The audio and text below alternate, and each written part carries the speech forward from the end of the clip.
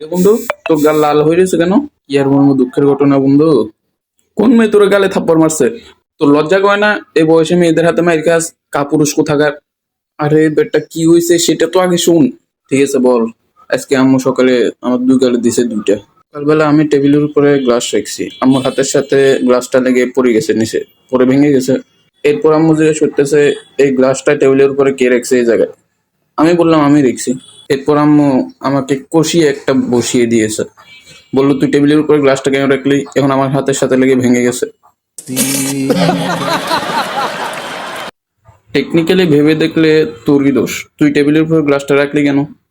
क्या बात कर रहे हैं? কিছুক্ষণ পরে আম্মু একটা গ্লাস টেবিলের উপরে রাখলো। ওকে, ওই গ্লাসটা আমার হাতের সাথে লেগে নিচে পড়ে ভেঙে গেছে।